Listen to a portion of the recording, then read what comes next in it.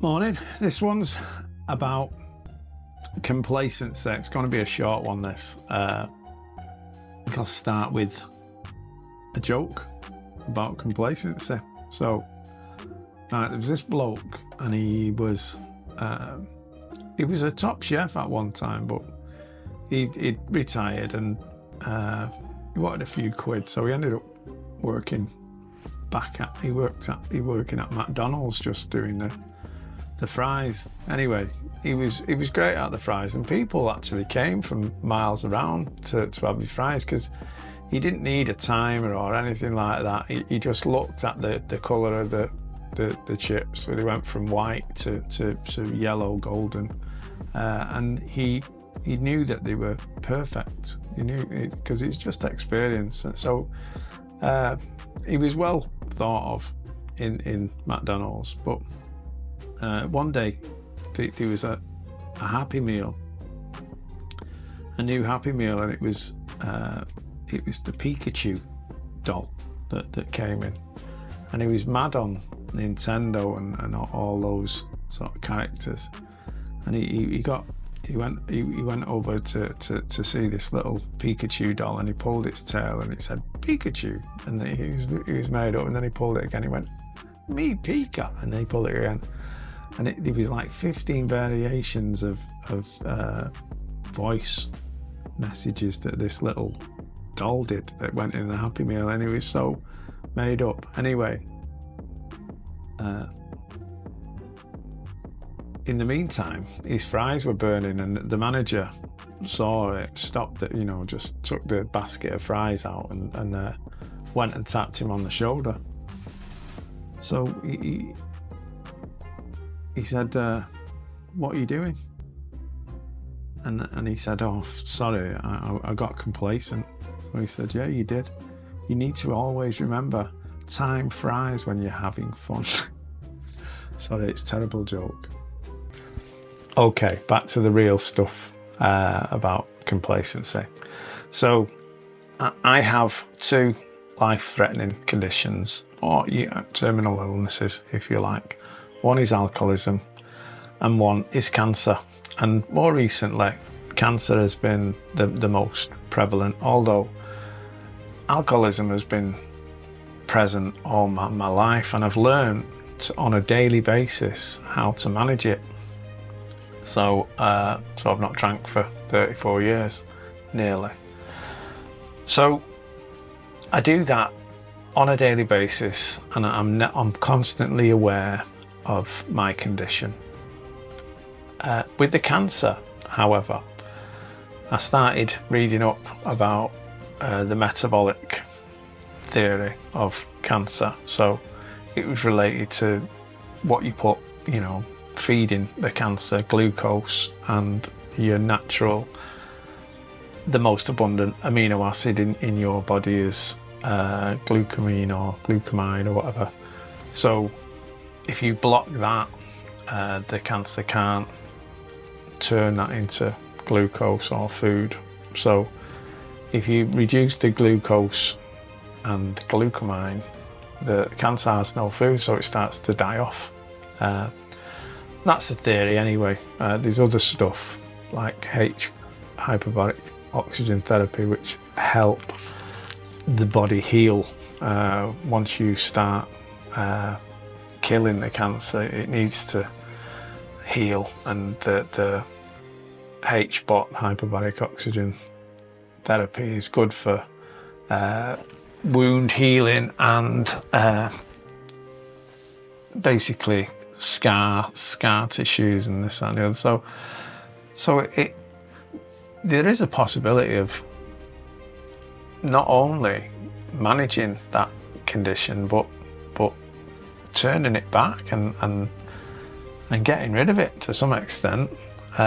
However, that's easier said than done, and it's really quite difficult in my experience, because, and the difficult thing is complacency, because you don't see stuff from day to day. You fall back into old patterns. So like me, I fell back into eating what I wanted, and I was eating lots of chocolate and carbs and everything, you know, just whatever I fancied.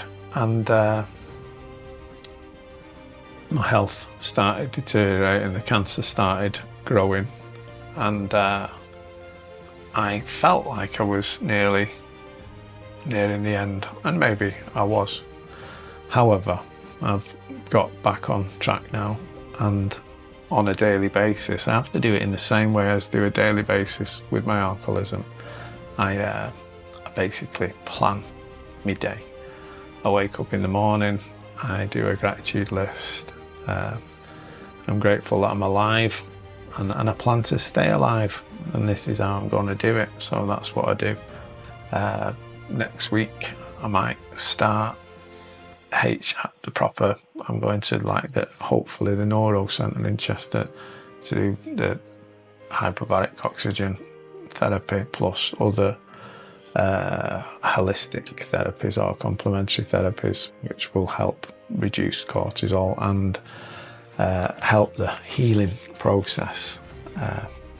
But it's all contingent on reducing the sugar, reducing the glucose, not feeding it, and I have to do that on a daily basis for the rest of my life.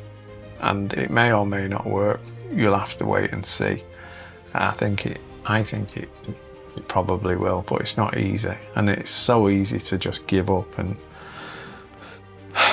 give in to temptation and die. Because you know what? Some days living gets hard, and you know, I don't want to die, so I'm gonna keep on fighting. However mental I feel some days and uncomfortable I feel, I'm gonna crack on and do this. So complacency is a killer in two ways for me. What I've known and what I've seen over the past 34 years with alcoholism, complacency is the biggest killer. Overall, anything.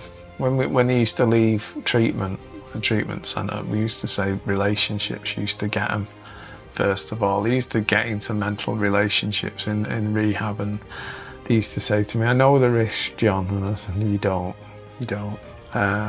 One alkie or one addict getting together with another addict in rehab, they don't know each other. They thought because they'd got a little bit honest with each other in rehab that, you know, that was it, and self-knowledge would help them. Anyway, they didn't. In the majority of cases, some there's very, very few, but some did.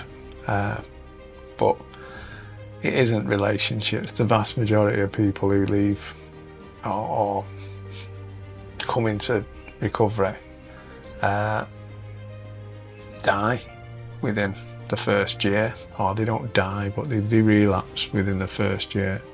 And it's not big stuff that gets them, it's small stuff. They just get complacent, they don't do meetings, they don't do what they need to do to stay clean and sober, and then they pick up. Even people 20 years on, it's the same old story all the time. They idle in a retrogressive groove and don't do anything, and then find themselves in the same state of pitiful and incomprehensible demoralisation once they've picked up. Anyway, I told you it's going to be a short one, and it is. So think about what you do every day. Maybe journal, do a gratitude list, and plan your day, because if we go on autopilot, it's not very good. So I'll leave it at that, and I'll see you tomorrow.